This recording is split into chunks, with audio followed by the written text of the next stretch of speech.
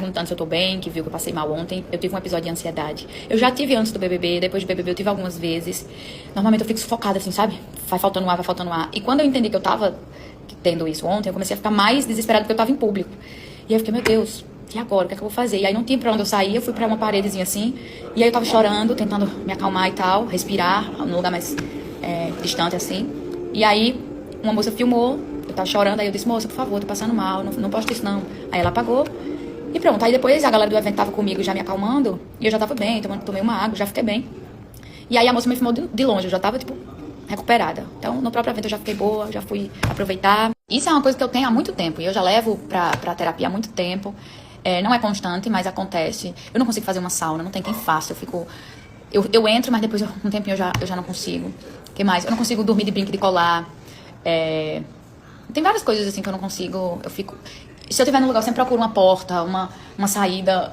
Eu preciso ter a sensação que eu tenho como sair, sabe? O que a Juliette acabou de descrever foi uma crise de pânico. A crise de pânico acontece assim, de forma repentina. Então a pessoa está ali bem e de repente ela começa a sentir uma falta de ar, o coração começa a disparar. E quanto mais ela tenta parar de sentir aquela ansiedade, mais ansiosa ela fica, o coração dispara mais, ela fica mais nervosa, começa a tremer mais e por aí vai. E isso acontece porque ela ainda tem uma fobia que foi desenvolvida em crises de pânicos anteriores. Ela passou por crises de pânicos anteriores.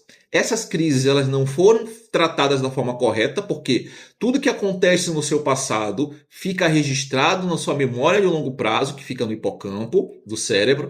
E se essas memórias elas não forem editadas, para parar de ser referência com, por exemplo, no caso aqui, referência negativa de emoções de medo excessivo, e quando isso não for modificado, ela vai continuar trazendo esse medo repentino para Juliette ou para qualquer pessoa que tenha. Então, nesse caso, o que precisa ser feito? Primeiro, precisa tratar e curar o trauma das crises de pânico, que é uma coisa que muita gente não sabe. Não adianta ir lá na infância, quando a primeira crise de pânico dela talvez tenha sido com 20 anos de idade.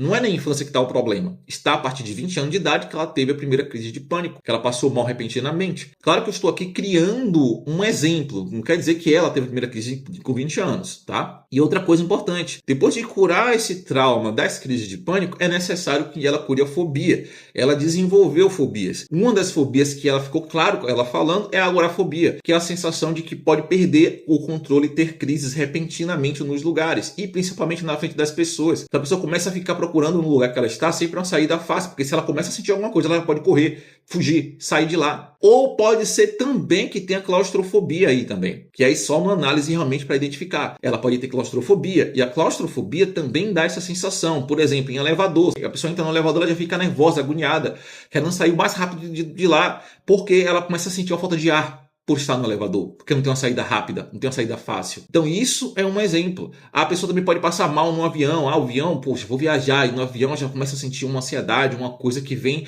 que é repentina, ela não precisa nem pensar em nada. Então isso está envolvido nas fobias. Então se a Juliette fizesse um tratamento correto, com a terapia correta, e em vez de fazer terapia tradicional, ela fizesse um treinamento cerebral, ela já tinha resolvido isso há muito tempo, porque isso é uma coisa que se resolve em 2, 3 semanas. Não precisa ficar anos na terapia. Inclusive, como ela falou, eu vou para terapia, volto, sempre trazendo para terapia, continua porque não foi feito o processo correto. Então é importante procurar um especialista em síndrome do pânico e o mais importante, entender que a terapia do Brasil é uma terapia desatualizada, que é necessário você buscar treinamento cerebral, algo que é diferente, algo que busca trabalhar em cima das leis da plasticidade neural. A plasticidade neural é a capacidade natural do cérebro de se modelar, de aprender, de se desenvolver, de criar novas habilidades. Então, se você faz algo que não está seguindo as leis da plasticidade, você acaba perdendo só tempo e dinheiro. Se você nunca fez um treinamento cerebral para parar de ter crise de ansiedade e crise de pânico e que quer experimentar algo totalmente diferente, comenta aqui SOS, que eu vou te passar informações para você participar da nossa imersão,